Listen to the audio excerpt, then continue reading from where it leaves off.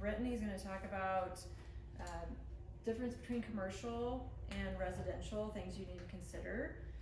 And then we will pass it to Michelle, CPA, for all your CPA questions. She's gonna kind of talk high level about 1031 exchanges and what you need to consider with that. And then I will wrap it up with showing an analysis of a property, showing if you have a property with a really super low interest rate, and it's got a ton of equity in it, you wanna pull that out and put it into a commercial property. Does that even make sense with the current market? So we'll walk through and kind of teach you how to use the spreadsheet too along the way, and we'll analyze it together so you guys can really experience it. Sound good? Anything else you guys want to cover today? All right, here we go. Britton Haynes. Thanks, Amy. Alright guys, so I'm Britton Haynes. I run the commercial division here for Berkshire Hathaway. And so I have large commercial backgrounds. My family's been in commercial real estate last 60 years. And we own and operate a large multifamily portfolio in Los Angeles. So almost 900 doors. And we're always growing, and so we've been doing it a very long time. And so I'm gonna just break down a real simple format, really what's really residential, what's commercial, what's the differences between the two, and then at the end we'll kind of parlay what does that really look like to transition from residential into commercial, and how do we do it, and what are the expectations and all that stuff. So we'll do just a real quick review. So residential is going to be a 1 to 4 unit property. You're going to find those deals in the traditional MLS with a traditional residential broker. And with that, Senior box. I'm going to look at the slides and just where. And with that, you're going to use with that residential broker, they may or may not understand a lot of the investment concepts and goals that you may be trying to obtain. So you're kind of leading the charge on that, applying your business model to what you're trying to do. Now in commercial, right, we're talking about just in multifamily 5+ units. They're typically not in MLS. There is a commercial MLS. It's very exclusive and hard to get into sometimes, and a commercial broker is needed for access to that. And your commercial broker is really going to help you analyze those deals and apply your business model, right? There's a lot of different investment strategies that we're very familiar with, and we're going to help you along the way. Okay, so let's talk about pros and cons, because there's pros and cons on both sides of the equation, right? There's always good and bad and ugly across the way. So residential financing typically is cheaper, right? We have lower interest rates. There's a lot more deals to be had, right? When you look at a city and the way it's divided in, we're going to have a lot more residential units than commercial. So it's going to be easier to find. A little bit easier to operate and self-manage, especially in that single family, right? We just plop one tenant in, they're a good tenant, we maybe can be a little bit more hands-off and just kind of let it do its thing. And then with that financing, it's typically a longer fixed rate financing, right? We can lock it in, especially a couple of years ago, it was so cheap and never sell, never forget about it, right? Cons. Income does not impact value, and we'll get into that a little bit more later on of why that would be a con. It appreciates like a home, so we're just kind of along for the ride, right? You're self-managing, so you're kind of buying yourself another job on top of what you're doing. Maybe you're managing that tenant, fixing things around the house, unplugging toilets and getting those calls late at night. And the financing is going to be based off you, the individual, your creditworthiness, how much cash you have on hand, and not so much the income that the property produces. Now there are some loans out there that will take some of the income, but it's still you as the front runner if that's going to be a good deal or not viable. Okay? So commercial, pros. Income impacts value. So if I'm buying at a 5 cap, and I know I'm kind of getting into some terms, right, a capitalization rate, and I'm able to increase those rents, I can force the appreciation, I can force the value up real quickly and get it up to market, where in residential I don't have that opportunity. It can also be a con, right? If you're not good at what you're doing. Well, this is where you always want to, real estate is a team sport, right? CPA, attorneys, finance people. If you look at it as a solo sport, you're setting yourself up for failure. You're never going to accomplish it all. The most successful business people learn to delegate and build a team, okay? And that's gonna very much apply in real estate. Commercial is a lower risk, so we usually have more doors. So if I have a single family and it's vacant, it's 100% vacant. I'm paying the mortgage. But if I got a 4-unit building or a 5-unit, right, and 1 unit's vacant, those other units should support that mortgage. And then I'm gonna have less cost to turn over that unit, so I have less money going through for those turnover costs over a period of time. Okay, so but if I have to paint a entire 3,000 or 4,000 square foot house, it's very expensive versus a 2-bedroom, 1-bath unit that's maybe 700, 800 square feet, right? Professional management. Typically, commercial properties will support professional management. It also may be dictated as well by the lender, and they're going to underwrite it with professional management in place, right? So you're just going to manage the managers. It's a little bit easier to scale, and with that is because that financing is kind of based off of the asset, not so much the individual. They still will run your credit. They want to know, are you good at paying bills, right? They want you to pay that mortgage. But they're going to heavily qualify the property first and then you second, right? Cons, so we're typically talking about a higher initial investment step to get in, so we can leverage that residential asset over time to increase our down payment to spring load into commercial. There's typically a little bit more regulation, right? I think there's just a bunch of laws passed, I know that covered pretty much all rental property, but typically the expectations are there's a little bit more regulation in place. Financing is going to be a little bit more expensive, and that financing, and we'll get into that a little bit later, is going to be based more off the relationship you have sometimes with that lender too. So it's always important to have a long-term standing relationship with the lender. And shorter-term financing. So we typically have balloon payments. Financing could be locked in 5, 7, even 10 years, but there's always going to be a balloon payment. So keep an eye on what's happening in the commercial market now, because there's a lot of vacancy, and since it doesn't produce income, since the vacancy is high, they may not be able to get a loan to cover what they have for financing right now. So that's going to be the big thing to keep an eye on. So financing, right? Residential, we have So I'm gonna slow you down just a bit. So just to make sure everyone understands, because this was confusing at first for me. So you have the balloon payment, but basically you have to just go and get a new loan every 5 years. Every 5 to basically. 7 years, yeah. And then because it's based on the income, you have to make sure that you're managing appropriately, or you will be in trouble. And So I have to send my tax returns into the lender every year because they want to make sure I'm not a slumlord and everything looks legit. They track everything. They want to see where the money's going, not just making my payment. So there's a lot more involved. It's more definitely a business attitude on the commercial side. So, anybody ever run a business? It's very much like a business, running a business, right? There's a lot more stuff involved in it. But on financing residential, we can owner-user. If I buy a 4-unit, like I'm telling my son, like, hey, the first place we buy isn't going to be a house, it's probably going to be a 4-unit. You're going to live in one of the units. We can get in 3% down, and then from there we'll get that ball rolling, get his chain going. Right? It's based off personal credit and personal income. And we're going to have that longer-term fixed-rate financing. I can lock in that rate for 30 years and forget about it. Just right? Yeah, it's fine. But typically on the commercial side, we're going to have a minimum entry point of 25%.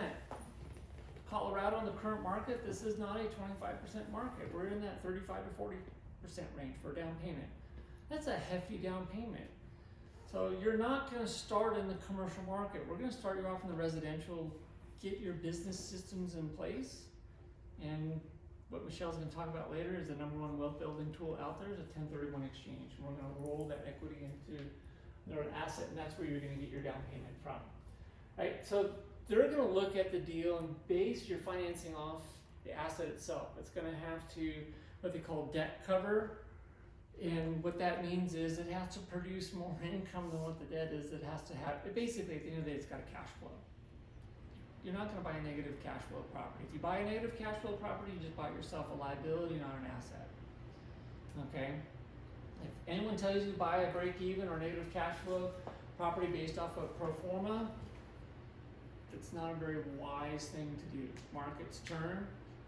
I would never ever do that. That's a bad business strategy. That's someone that wants to just sell you a property and not really understand what you want to do, right? So the lender's gonna underwrite the deal. So our job as an agent is really to underwrite that deal the same as the lender. So we build in those expectations so we know what the asset's going to produce cash flow wise, and I think Amy's gonna get into that a little bit later. How do we do that, right? Short-term financing, typically with a balloon. Now we talked about that a little bit earlier. So when you hear things on the news about commercial assets and payments and refinancing and with all this vacancy, especially in office, and readaptive use and converting them into apartments, that's really stemming from these balloon payments that are coming due.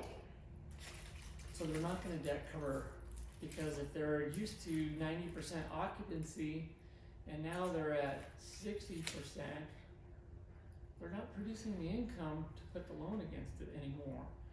Because real estate investors like to leverage. You guys familiar with Bigger Pockets? Right, they're just down the road. The main place is right off South Colorado, right over by Dave and Buster's is where their office is at. I got a love-hate with them because they tend to tell you to leverage. Leverage is your friend, it's also your enemy. Okay, so you want to use other people's money, but the snapback if you leverage too much is really hard to recover from. I've seen clients lose it all from leveraging too much. So there's a good balance, right? So any extremes is not good. The market we just went through is not good. It was just too much of an extreme. So this commercial lender is going to be a little bit more conservative. What's been happening. Same with our residential lender, right? We see rates go up and they're really pre-qualifying people. So but commercial lending is very much relationship based. So the first time you go get a commercial loan, that rate's going to be higher. So if you and I win against the same property, because I have a lot of experience, my rate will probably be a little bit more favorable because they see this history of what I've been doing and they go, okay, it's a less risky asset and purchase of loan, so let's go ahead and do it. So you want to build that history with a lender for sure. So repeat business is good and not bouncing around. It's a business relationship. So Do most people do that through just, their bank, or do they seek out a commercial lender separate from yeah, where they there's a pay? few different options you have. So most of the commercial lending is going to be done by local banks and credit unions. Now there are some national lenders that will go around. So multifamily will fall into that bucket. It's okay to go with a national lender. I use a lot of Walker and Dunlap. We've done a lot with Wells, things like that. So we have two different relationships we maintain. So we can pull from either bucket depending on where things are at. So commercial lending is a little bit different. So if you go to, let's say, Bach Financial, and I'll call my guy over there and be like, hey, what are you guys looking for as far as loans? And they have little buckets with all the different commercial assets, right? We have retail, office, all that stuff. I'll go, how's your multifamily bucket? Do we got room to do some loans? I'll go, how big is the deal? Like, well, okay, it's $1.5 million. We're probably looking for about $1 million loan. Oh yeah, we can handle that. And so they kind of curb their risk by different buckets in the commercial market. So they're not going to go all multifamily, all office.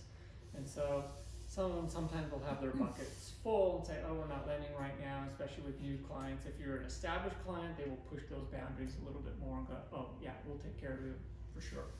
And we'll go through that. That's why it's important really to build those relationships. So commercial is way more relationship-based business than residential for sure. So we want to use our lenders. Now there are commercial mortgage brokers. There's guys that will shop it and private money, and there's hard money loan. There's a lot of options, but we're just talking about straight conventional, okay? Because that's the most stuff that's out there. So residential, heavy on the individual, right? They run your credit, and they look at your debt to income ratio, and well, we need to pay off this car and so we can get you in, and where's your student loans at? Cash flow is going to be a little bit more difficult because of the way that property is appraised and assessed, right? Is more traditional home appraisal, like what are based off comps. Comps of, oh, the last one sold for that, this one sold for that, versus based off finances. You have a higher impact on vacancy. So a 4-unit building, one unit's vacant, we're 25% vacant, but if I have a 100-unit building and I have, 5 units vacant, I'm only 5% vacant, right? So the more you grow, the less risky it is, depending on how your business systems are. So, and it's more expensive on turnover because typically, like even a duplex, right? I may have an downstairs unit, and those are larger units, but your clientele is different too, right?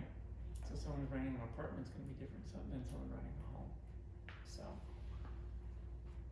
Okay, so commercial, we're going to be basing it off the income, and I can't wait for Amy to show you kind of some of the analysis that we do on the back end, bringing income and expense and net operating incomes and vacancy cap rates and cost per square foot and cost per unit.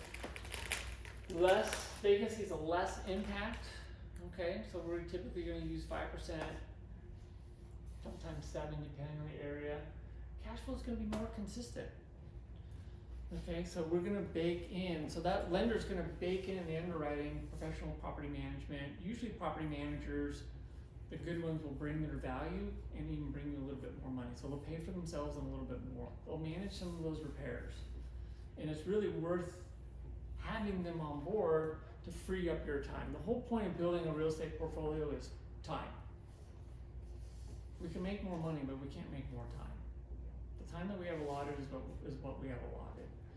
And so it's to get us out there, spend more time with family, or what we really want to do, right? I don't want to manage apartments. I'm the worst manager ever. I'm like a sucker. I think I'm worse. I don't know. I'm a sucker for a good story. So I don't know one name of my tenants. I barely even know my property manager's name, and she's worked for us for probably a decade. I can never remember her name because I just let them do their things, and I just do a high-level oversight of P&Ls and projections and talk about more big picture stuff. And I just let the team do what they need to do. They've been doing it forever. They're way more educated in it than I am. I'm more the visionary, and that's my role, right? And then it's easier to build a team. So the cash flow is there for you to build a team. They're going to strategize more. They're going to see you more in growth mode versus owning 1 or 2 single family. If you have a 5 or a 10 unit, they know you're in growth mode, especially if you're young, and you're really pushing forward. And so they're going to strategize. And in commercial, those deals are more put together off market.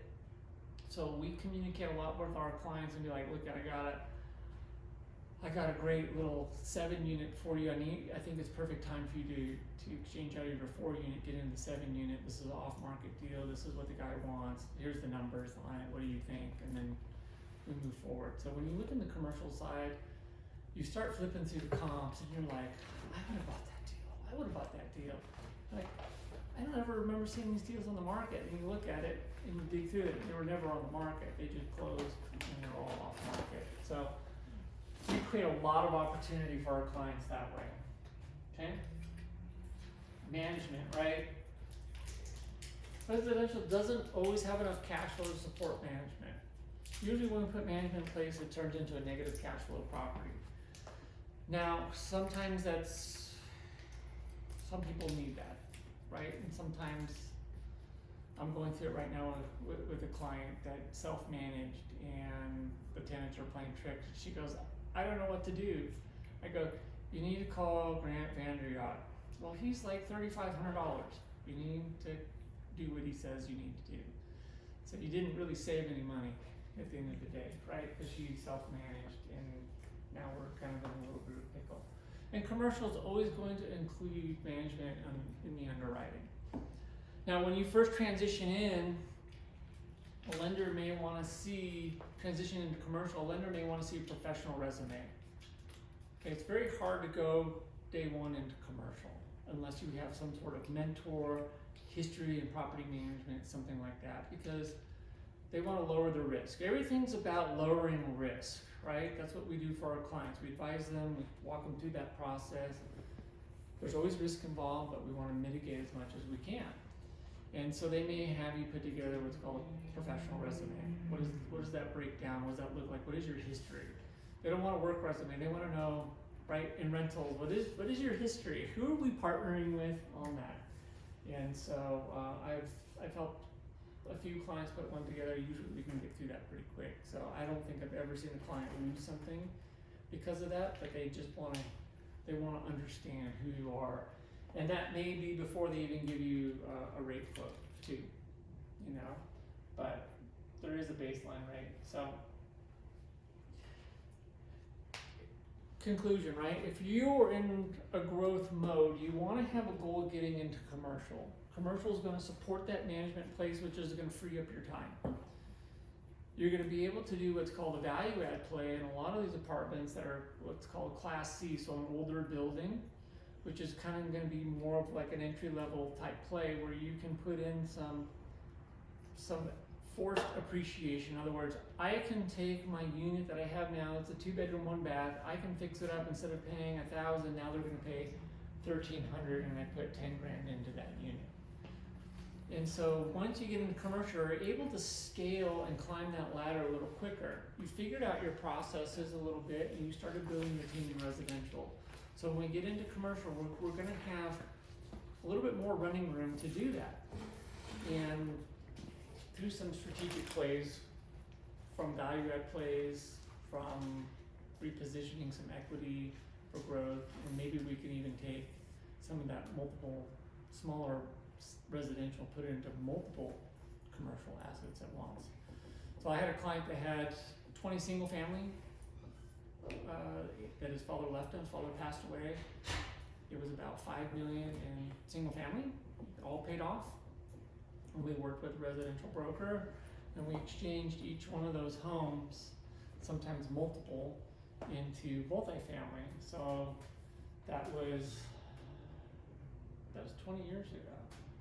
And so we took him into $5 million into $20 million in assets. Now he's worth $50 million in 20 years.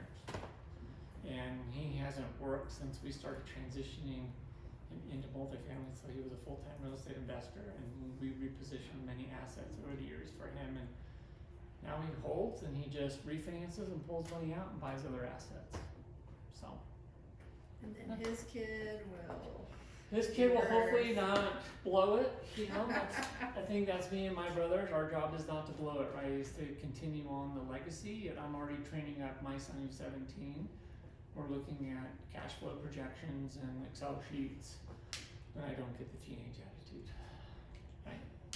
So, any questions? So when he passes away, his kids can sell it without tax penalty if they wanted, or continue We will never sell. as investors? Yeah, we will continue. But Yeah, yes, so all the assets are held in Actually, LLCs Michelle's and answer. trusts, Yeah. right? And so those all carry on. And so the thing is to let the assets do what they do, continue to add into that bucket and grow the portfolio and just live off the cash flow. Okay. based on current tax law, if you inherit a property that's been depreciated down to zero, you get what's called step-up basis, and you can sell that the next day without tax, correct, Michelle? I love having you here. I usually am like, we talk to your CPA, then you develop, you did it. What's the step-up basis? I think the goal for our personal goal and our business plan is not to sell, right? We will always exchange into Yeah. some things. And which is what I did as well when Yeah. we inherited. So, And I know that the current administration has been trying to riddle away and chip at that 1031 and pull that. But, you know, they've been talking about it for years, and I don't know if they will be able to do it. Hopefully they won't. Because that's really, we hope not. We hope not. that has been the best wealth building tool out there for investors, but the government also wants to. stepped-up basis for sure. So it's a combination of doing the 1031. So you may buy a property that you're like, wow, that one that was not a winner. Yeah. You move past this one, right? You'll have the non-winners in any business, right? You try things, you have mistakes. What do you do when you don't have the winner? You've depreciated it down. Oh gosh, if I sell this to lose capital gain, right? That's a big chunk. So the option that we have, our current tax law, is to use a 1031 exchange. And 1031 exchange, you can take that money and you move it, and she's gonna give the details, because you just, when I first heard about it, and I've done too, I thought, oh, this is simple, just sell it and then I'll decide later. Just put it in my bank account, decide later, and I'll buy something new. And luckily I attended a training and realized that I would have really been in trouble in that situation. You had to follow these specific rules. So I'm gonna pass it now to Michelle. She's gonna talk about that. Me? You wanna talk a little bit about 1031 exchange process, or? Sure. We talk about a lot of things. So And then any other, like, CPA tax strategy questions you specifically have? Bring them up now. We've got Michelle, the expert, here for you. If you wanna. Thank you very much. I do have a 1031 like visual. Ooh, would you like me to pull yes. it up? That'd be lovely, because we're gonna keep this light and simple, because everybody's favorite topic is taxes, right? Okay, you mean brides?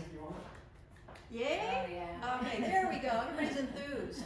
So, we're gonna keep it a little bit light, a little bit simple, because taxes can get complex really easily. And what we're talking about is real estate, and real estate as an investment tool. And so the tax laws are written for two main instances, businesses and real estate.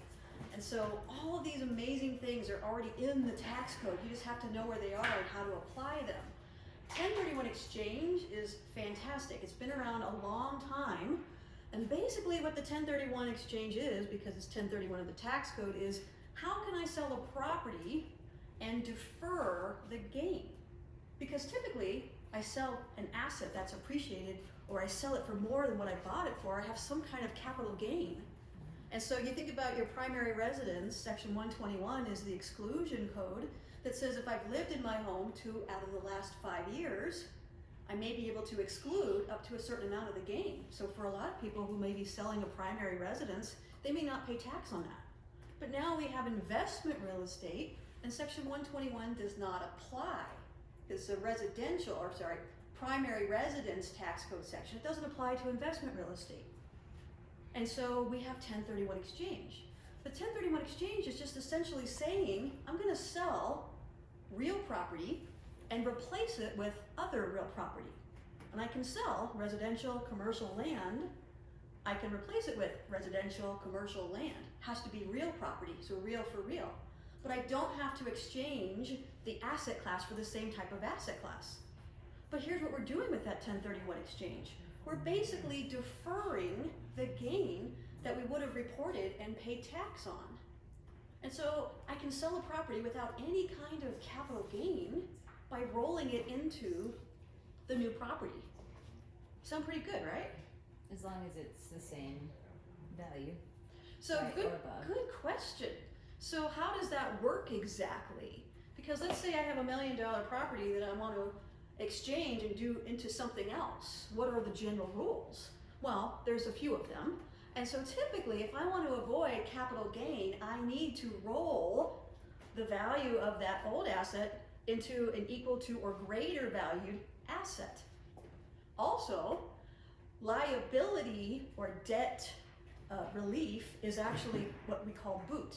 And so if I don't exchange my property into a higher valued property, or if I'm getting debt relief and so for example, the loan on my new property is less than the loan on my old property, it could become partially taxable.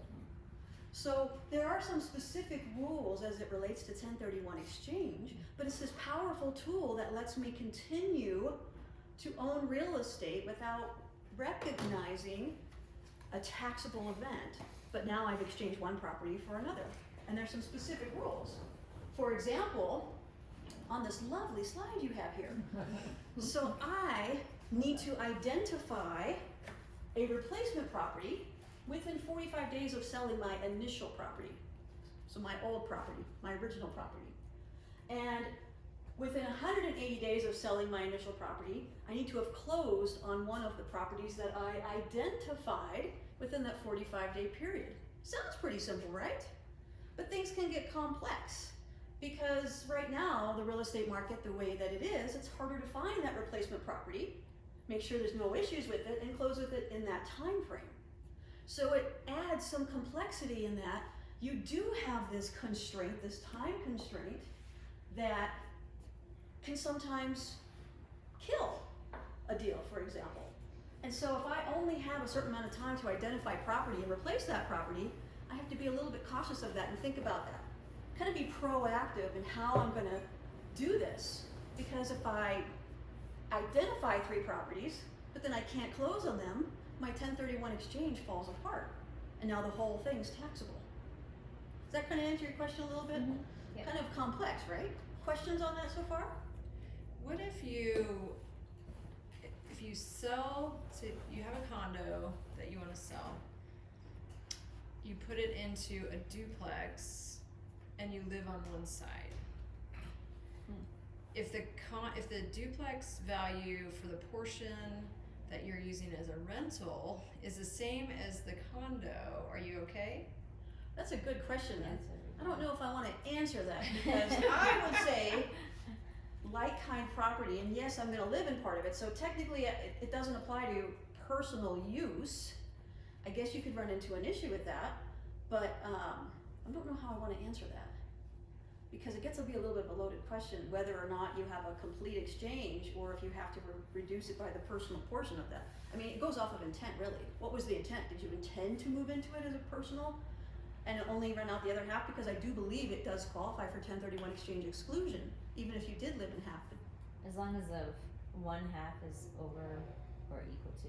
Yeah, so it gets a little bit of complex when we're talking about that. Now, other pieces to that I want to also bring up with 1031 exchange that some people don't realize is when you're going through and you're selling property and you have all of your closing costs and everything on your closing statement, you could still end up in a taxable situation because you're exchanging real property for real property and you cannot use 1031 proceeds for personal use. Now, if I have a property like a condo that has an HOA, that is not a typical expense that you would roll into the closing costs and your 1031 exchange. It's actually an operating expense of your property. Therefore, it doesn't qualify for 1031 treatment. It would be considered boot, potentially.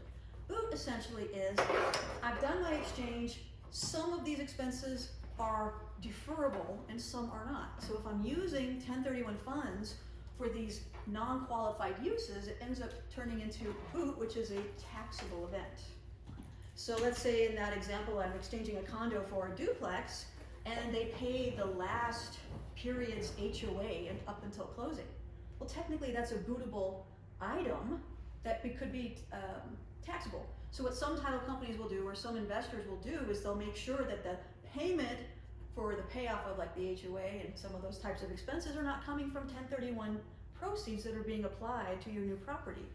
They'll either bring some cash to closing or they'll pay it outside of closing so that it's not considered boot when determining your 1031 exchange and what qualifies to be rolled into your new property.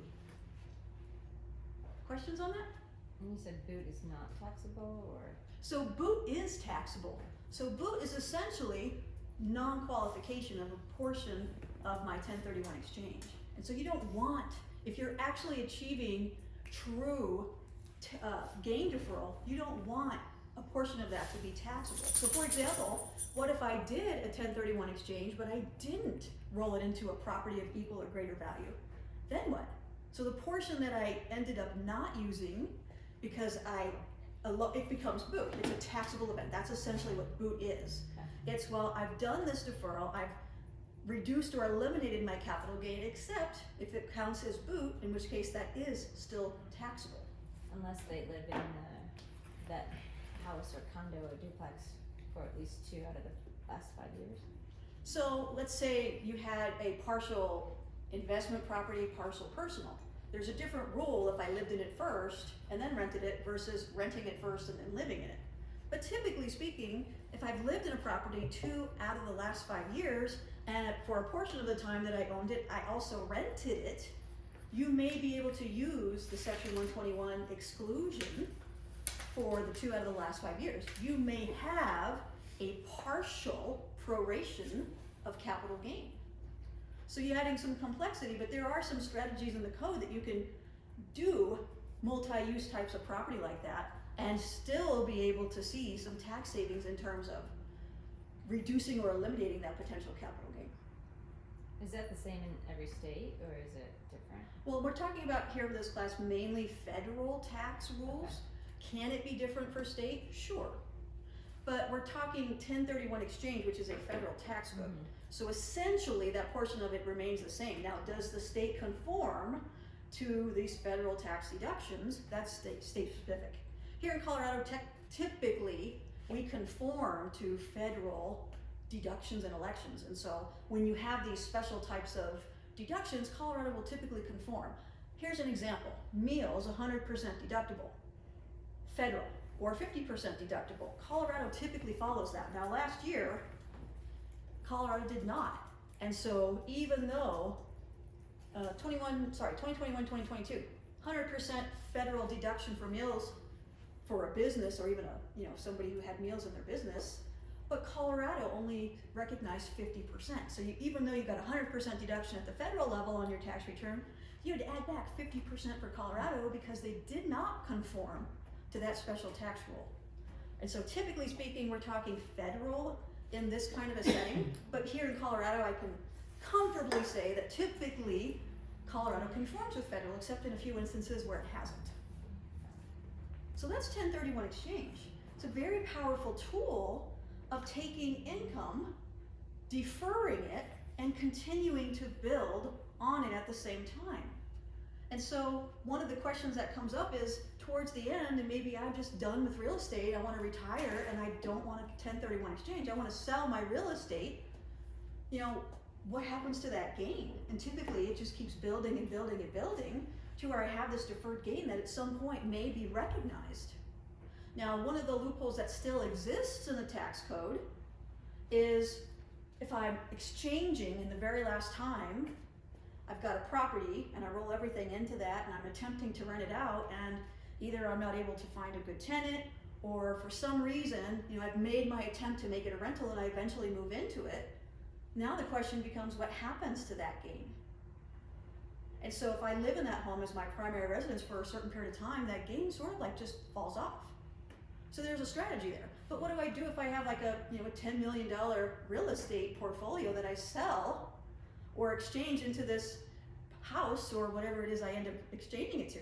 So it doesn't always. That's a good problem to have. I would like It's a that. good problem to have, right? I'm gonna go out and buy my dream home, attempt to rent it out, and then shoot, I don't know what to do, I'm gonna move into it. But you're kind of planning for that, right? Because if I have a $10 million portfolio, am I gonna invest in a $10 million home? Or am I gonna recognize some gain? Or am I going to do the next part I wanna talk about, which is stepped up basis? And this was a question here earlier.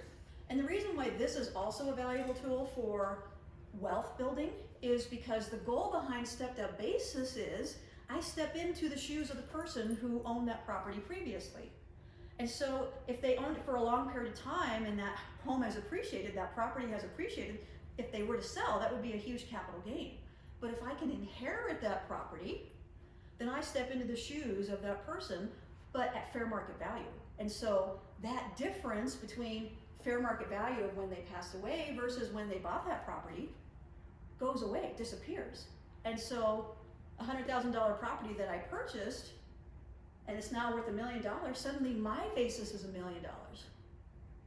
And so that $900,000+ gain just goes away. So stepped up basis is an amazing wealth building tool as well when we're talking about generational wealth and passing along assets to the next family member. Because what other way, and again 1031 exchange for investment real estate, but stepped up basis is for any asset. Could be my primary residence. As long as that person inherits that property, then they can get a stepped up basis. Now that also has been on the chopping block the last few years. 1031 exchange, stepped up basis, where they want to get rid of that. But this is passing wealth from one generation to another. So from another planning perspective, a great estate planning tool is talking with a great estate attorney who can help you kind of put all this together. Because it's not just me analyzing the tax implications and how you can put all this together, but it's legally how do you do what you want to do in the most protected way to protect that asset, to protect that wealth, and to be able to pass it along. Amy. I was just gonna say, that's a great plug for next meeting. We will have an estate planning attorney here covering Right. protecting your assets. That'll be a great class. So stepped up basis. So my assets, it doesn't matter what it is, from a planning perspective, if I'm looking at the most tax advantaged way to be able to pass along my assets, the stepped up basis and inheritance is a very, very important part of that. Now there's another part of the tax code that I'll just touch upon like this, which is gifting, because gifting is an option, because if I have a lifetime exclusion, and let's just say that lifetime exclusion for the moment is like 11 million, and I want to do some gifting in my time. Now every year I can gift a certain amount and not pay tax, not have to report it. But once I exceed that amount, I'm typically reporting my gift and I'm reducing my lifetime exclusion. Now, gifting is not a taxable event unless I exceed that exclusion amount. And so another planning tool with real estate and my assets is how can I pass along them in the most tax advantaged way? 1031 exchange, inheritance and stepped up basis, gifting, another big part of that. So there's a few really powerful ways in the tax code that you can plan, be proactive and plan how you can continue building wealth and minimizing taxes through income minimization. So I can roll gains or defer them into my new asset, not pay tax. I can plan for when I pass away or a family member passes away and my assets are inherited, that I get a stepped up basis. And if I sell that asset immediately, like the next day, there's no appreciation, there's no time for appreciation. Now, if I were to inherit this property, stepped up basis, and then sell it a year later, the difference in the value of that asset, and if any income was produced from that asset, could be taxable.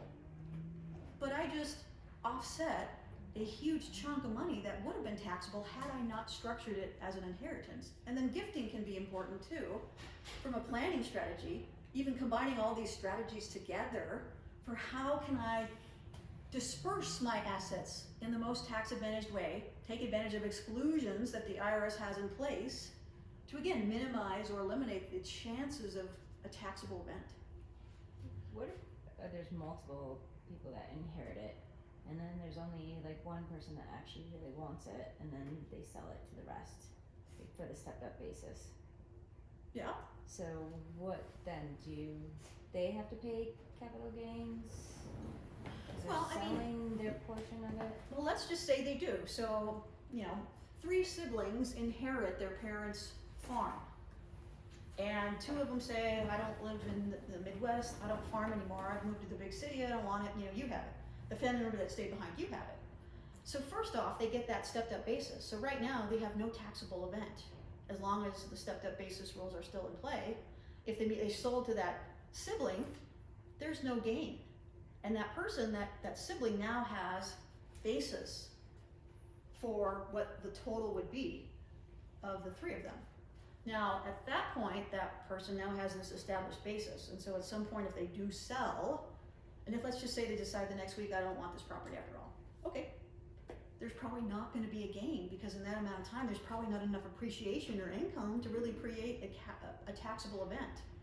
But what happens a lot of times, and you're alluding to this, Brenton, is this is legacy. I'm passing it along. So this is gonna be in the family for generations. That's how I have a $100,000 basis in Beverly Hills, is I bought this property so long ago that it's just carried on over time. Now, if I were to sell it, or maybe I do sell it, and it's worth millions, imagine the tax consequence to that.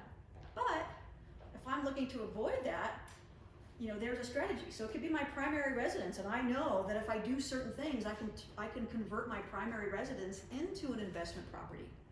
Follow the rules to hold my property, typically 12 months and 1 day. Now let me do this 1031 exchange, defer the gain. And so instead of having a 12 $11.9 million gain, whatever you wanna call it. I have deferred that total amount, but I have to do it in a way that's going to reduce or eliminate the possibility of a capital gain, meaning I should be rolling it into one or more properties equal or greater value so that the funds all get used for the exchange and I don't have a taxable event. So there's strategies behind that. It's not just one property, it could be many. I mean, I might have a hard time spending $12 million, but you know, I'm gonna try really hard because imagine paying tax on $12 million. That's a lot of tax. So there's incentive. Because again, if I wanna build wealth and I wanna minimize taxes, I wanna do it in the most tax advantaged way, or I'm gonna pay, 40+% of what I made in the form of taxes. That's crazy. So planning's gonna be key. But telling you about the 1031 exchange and understanding there are some requirements, and some of them can get a little constricted sometimes, depending on the market, finding the right property, deals falling apart, that happens. But planning ahead and kind of strategizing what happens if that does happen can help you mitigate that. And then there's something called a reverse exchange, which is essentially like buying the property before you sell. Not very commonly used, but it is another potential strategy. And it costs more too. So Yeah. you can't, so you guys know you can't do this yourself, like you can't touch that money, it's gotta go through an accommodator, so you've gotta, they've got to hold the money in between the sell and the purchase. And they charge you money to do that. And Yeah. if you do a reverse one, it costs you more money, and so Brenton actually has a really cool chart, I don't know if you pulled that one up, but that shows you kind of our way of helping you from a real estate side make that 180 days bigger. I'll go through it By real quick. contract It's not, terms. And it's not great for, let me see if I can find it real quick. It's not perfect for every market. There's a time and a place to use it, but it's a little bit different strategy that where is it? So I think the cool thing about real estate also is that there's these multiple strategies. So it's not one way to do things. It's important to know some of these things, but the creativity part can get really interesting when they're putting together deals and what if we did this and how do we do this? That's what makes it confusing at times. Yeah, it's a little bit different. So what we do is we can't change. Black and white. No. Yeah, the good thing it's not black and white, that would be What do you think, hard. Bernie? Bernie's black and white. I think he's absorbing it and saying, this is kind of interesting, I'm totally with it. He's good. Yeah, we're good. This is just some stuff that I've done in the past on deals. And so we can't change what the IRS has put in place here, but we can change things here on the front end, right? And so we need to look at the bigger picture of how a transaction works, right? So our down lake property we currently own, that goes under contract. And sometimes we'll build in some contract extensions at the seller's sole discretion. So it gives us a little bit more time. So we know kind of based on our contract and after inspections and everything, how much equity that we're gonna be pushing forward. This just takes in a little bit of time. So markets where this doesn't work, when markets are going down, right? Buyers are not gonna wait when the value is declining. But when markets are kind of gaining up, right, we leave a little bit of money on the table, right? They're gaining equity while they're under contract, and it works really well. So the other thing to think about on the back end is when you're making offers, we have to be very careful how we make offers on our potential replacement properties. We don't necessarily want to make it a big deal that we're doing a 1031. Okay, we have language in there. We don't want to say, oh, we gotta go, because there are sellers, it's happened, it doesn't happen a lot, but they can increase the price or not negotiate because they know you're under these tight time constraints. So it's very strategic how we go in, and we have to read the room and understand what's going on, right? But this is just something that I've done over the last 20 plus years. It's very delicate because you have financing and there's a lot of good communication that has to go on, and sometimes I'll only do a 30 depending on what's going on and what inventories available where they're looking at. It is possible. So this is how we can kind of strategically do some things, and other things is off-market deals as well, right? We know we want to go and we kind of look and we shop and we can get things under contract without being on the open market. But this is what Amy was alluding to. It is a strategy. It is a tool in our tool belt. We do use it.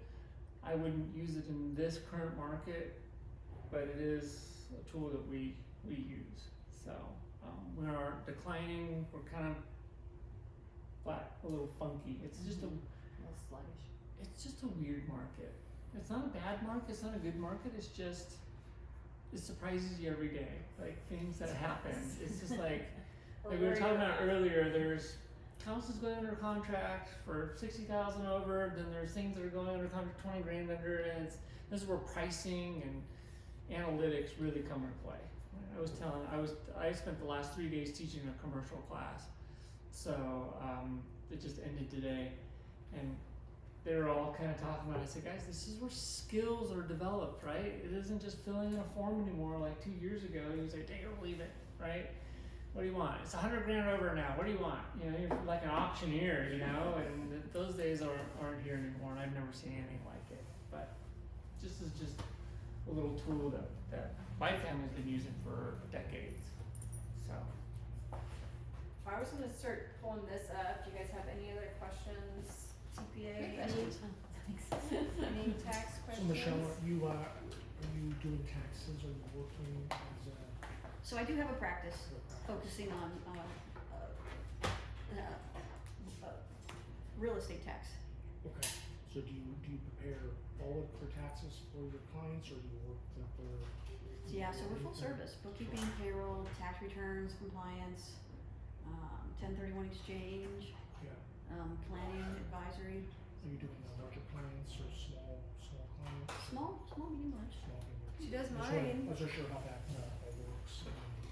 Alright, so Do you work with other like tax accountants too as well? We have others that we refer to sometimes. For example, one thing I was gonna talk about, but I don't wanna take too much time, is something called cost segregation, which for real estate from an investment perspective is also an incredibly good planning tool. Also a huge, potential tax saver in the way that it's applied. And so we have, resources like that we refer you to that, can help with that. You know, there's other bookkeepers and sometimes other CPAs that we refer to just based on what type of, needs there are. So we specialize in real estate, so sometimes when we have another accountant that specializes in a different area but still complements us to come in to do a portion of it, so, yeah. Do you have your? Not with me. I ran out during busy season. I and have her info, guys, so I'll Yeah, send it so if to you both ever of you have guys, so. questions or ever need a question answered, you know, we're just an easy call away. And booking through your calendar thing is the best, right? That's typically the best, and it's still available. So we have an online schedule. If you ever have a quick question you just want to talk to me, or you just have, you know, a general desire to learn more and how we can help, there's an online schedule that you go to and pick a time that works for you, and then we just meet up over Zoom typically and have a nice conversation. Alright, so I'm gonna talk about showing you kind of analyzing a property, and you can't just jump in and have Brenton's portfolio, family I would love portfolio. I'm second generation, you know, like I grew up in this stuff. Can I be third generation in it? And my dad, I mean, he was one of the pioneers in all this stuff. I mean, he was all with the big guys out in LA. I mean, he knew every politician. I mean, I had lunch with Ronald Nancy Reagan when I was 15 because he knew Mike Reagan. I mean, he's just one of those guys, you know, like That's awesome. he's gonna be 86 and he's still trying to get up to bat, you know, all the time. So. So you gotta start somewhere, right? I'm sure his dad started somewhere, and so. He started building triplexes and fourplexes. Okay, Mhm. so he's a builder. Yeah, up in Northern California. So this is an analysis of someone who came to me to say, should I keep this property or not? And so this is our return numbers based on this property, and I actually changed the equity a little bit because she doesn't have as much equity in it. But what it shows is that when you start to build equity in the property, your returns go down, because you're based on return equity. You've got cash stuck in that property that is no longer working for you.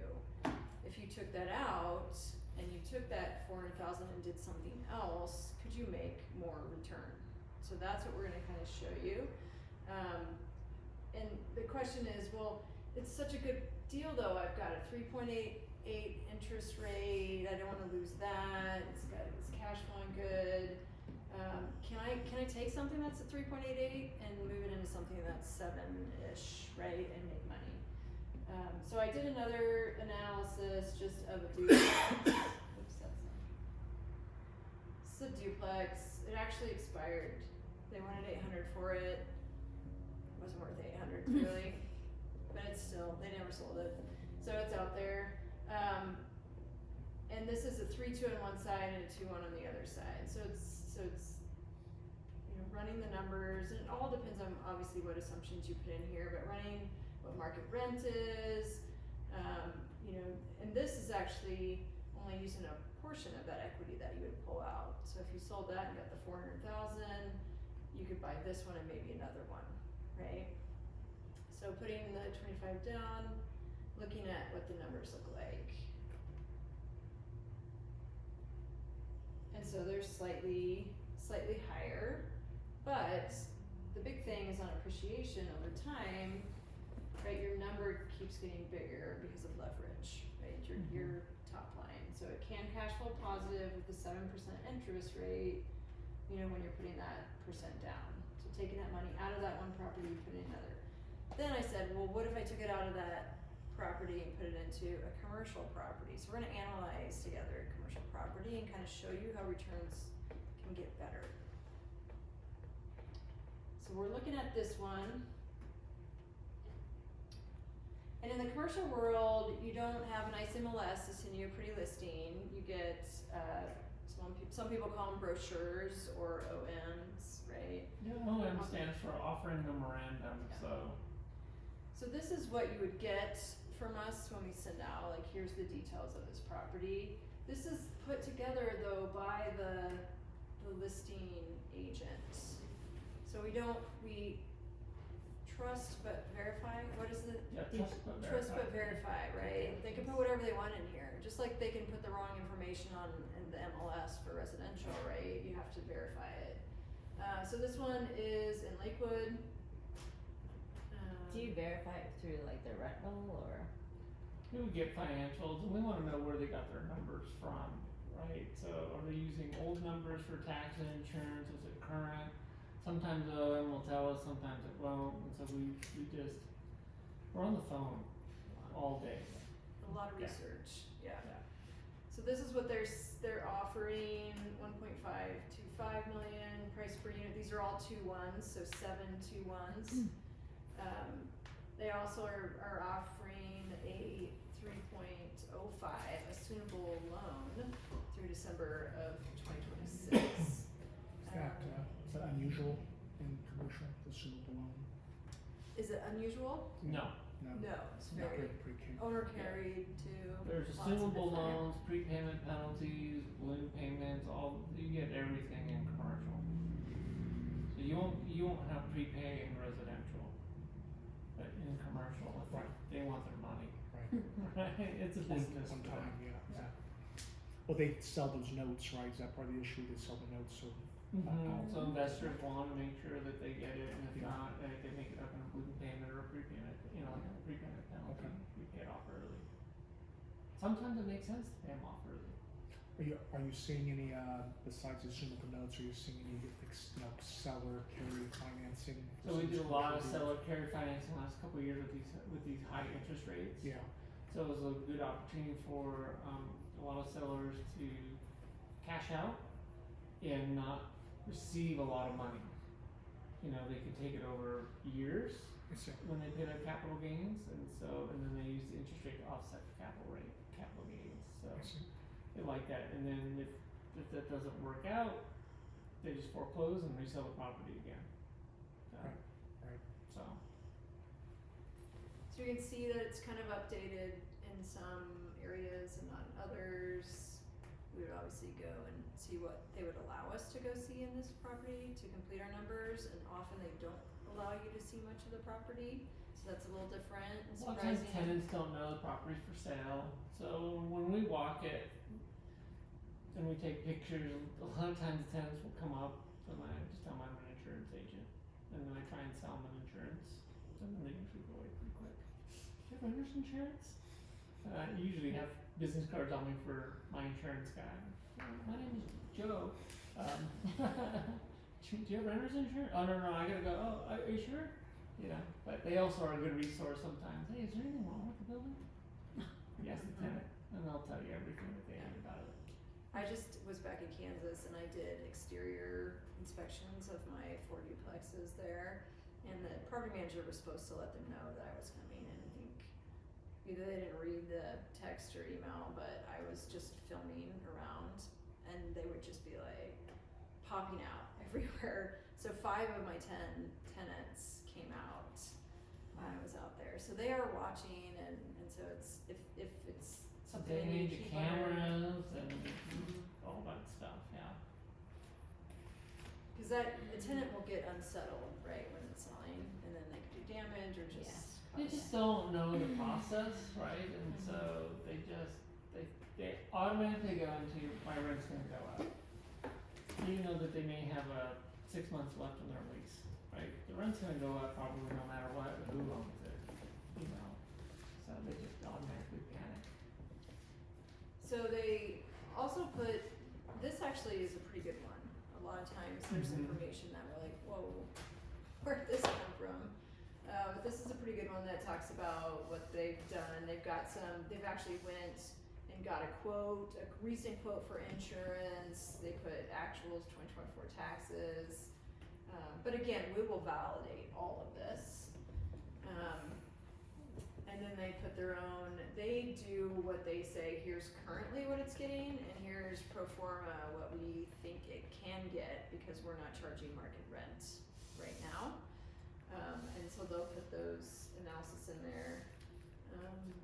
They also put comps, but again, these comps are not, but the price in this world is not based on comps. That's Or no, they as will much they as- will base it off comps, but it's gonna be more off financial Yeah, based comps, not on yeah, that's what I what the meant. neighbor's house sold for, Yeah. right? So, and some of these I don't feel are really good comps. A 35 or 42 unit against a 7 unit Yeah, isn't always, and then you see the unit mix, heavy ones on that first one, and then a little balance. The 16 unit I could probably make work, but that's also, you know, one of the higher priced ones, but. and I'm sure this is, it's a pretty small area that they're looking at here. Yeah, They're we're trying to trying to stay in show the this ridge. area, and I think the reason is because that's all that was sold. Well, the other in thing that is area. we haven't had a lot of sales because of the high interest rates, so comps are very challenging because there hasn't been a lot of turnover. Okay, so we look at all of that, but then we do our own analysis, if I can find the right one. And so we're gonna put in our inputs here. So everything in blue. Now you can see I've got 1.2 is because we were playing around with this beforehand. There's no way you're gonna get financing at the 1.525 based on their current income. If you're wanting to put, You just have to put 40% more down. down. You'd So have in to put other more words, down. to get to cash flow, it's either a price adjustment or down payment adjustment. Usually it's a little bit of both, but it's gonna be heavy on the down payment side to get it to be cash flow. So this is probably like a 40 to 45% down payment to cash flow. What kind of coverage are you seeing now, like 1.2 or? 1.25. 1.25 is kind of standard. Yeah, and it's just, so the difference though is what they're currently renting it at and what potential based on pulling market rents are for that area, there's a big discrepancy, right? So their price, they list it based on it hitting the debt coverage on market rent, but they don't have market rent. yeah. So that's gonna be really hard for anyone to actually get that. So you gotta put if more they- money in. Unless it's a cash buyer, unless there's a cash buyer out there. So you'd have to go in and probably rehab interiors, maybe do some exterior work, to get the market rate rent, right? And so it's that fine balance of money in versus money out. So this is looking at, cause we were kind of playing around with it. Now this is not using their assumable loan, this is using what we're It's guessing usually might be. 7%, It's yeah, cause using the 7%. financing that they're offering is very short term, you're looking at like a year and a half or something. Yeah, With your potential, do you add, like, is it 3% you're adding on? Like, how do you, your pro forma? for what, 3% for what? Your, for like the Pro month, forma yeah, for income, yeah, we're actually, it's not a percentage, it's going in and looking at like, rental meter, I think is what we use on this one real quick to pull an average of rents for the area. And then knowing this is all 2 bedrooms is real simple, we just find what a market rate 2 bedroom is and divide it by the number, or times by the number of units, and that's what will give us our pro forma. okay. Yeah, as far as what I put per If minute. we had it under contract, we would do a lot more in-depth for market rate rent for a pro forma, right? Or Just so just you, our initial desktop, right? yeah. So this spreadsheet is what I refer to as the quick and dirty.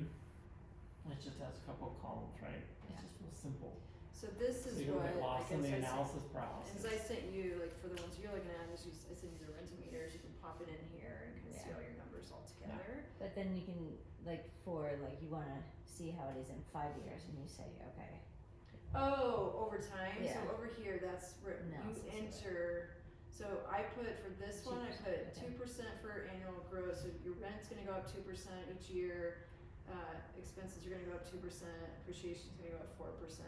You can change these to whatever you want. And that's see real the numbers conservative at change. 2%, like we're seeing kind of things flat, there's some stuff that'll hit the market that's pretty much all luxury that probably won't impact a C-class property like this, but it'll keep rents, I think the next year or so rents are gonna be flat. Yeah, I've been running a lot of analysis for clients and it's like, most Yeah. of the rent-a-meter charts, so it's staying flat right now, Yeah. but who knows what this new law is, we'll see. But that, yeah, so you can see both of these views in current and potential as the numbers go up, but this is based on a 4%. If you change it over here, all these charts update, so you can kinda say, well, what if it was flat, what it was look like, what if it was 4%? Yeah. What if it was 20%? We probably And, won't see that and again, but- really, the best number to calculate is with her help, your after-tax return, right? That's really the money you're putting in your pocket. Yeah. So anything you can do after tax, like, look at those numbers, that's best. So we kind of bake a little bit of some of that in there, but not really, we just dabble in that. You're gonna need a CPA to really, Yeah, to cause go it's in also depth. specific to your situation, just so you guys know, what's in here is purely depreciation times your effective tax rate. Yeah. So what depreciation you can offset your income for in the given year times your effective tax rate. And you have to, look at your last tax return to see what your effective tax rate is. Okay. And you can plug that into the input tab as well. But this is only one, this is not talking about, other tax strategies that you Yeah. can help with. This is Yeah. just purely, you're gonna get some income, you're gonna offset it with depreciation, whatever that depreciation is, times your tax rate. Yep. So income that you're deferring down And the road. commercial depreciation is different. Mhm.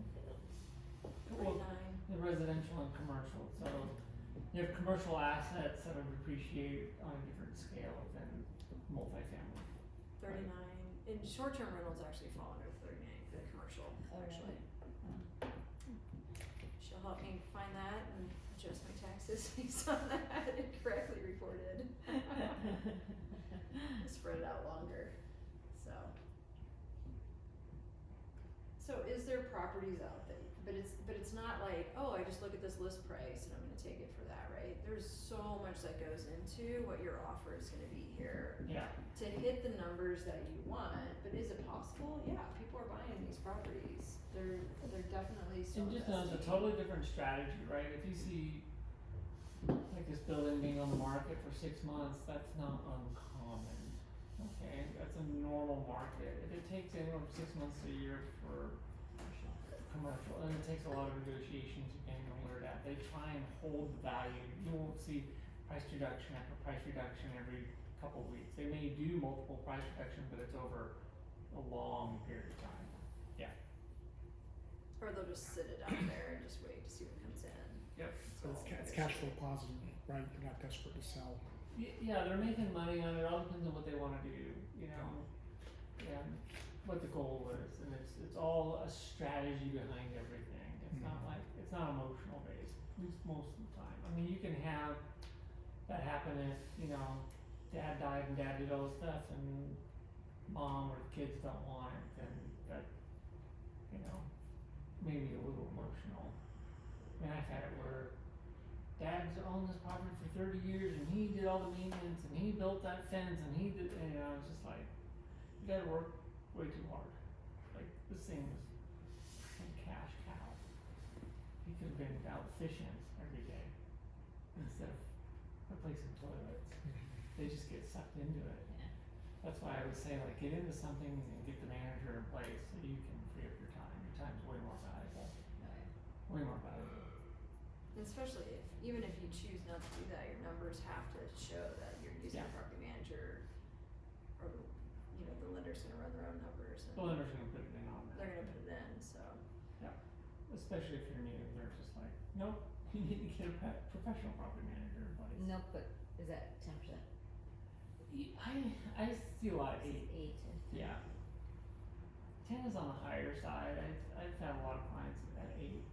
Single families though, and duplexes and that kind of stuff will be 10 typically. Yeah. The smaller stuff, the lower income stuff will be 10% because they're still not making much even on 10%. It's negotiated, it's.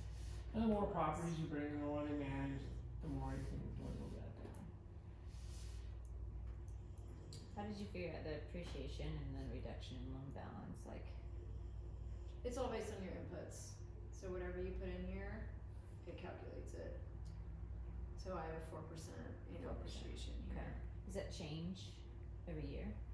Annual appreciation? Does it keep going up or? Let me show you a chart real quick. What I usually will send is a chart,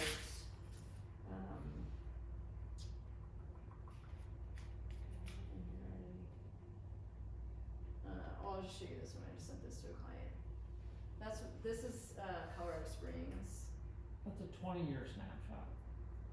yeah, and then there's a longer down here, I think this one goes back to 92. Denver looks a lot like this, except for we didn't do as big of extremes, we stayed like right in here. Okay.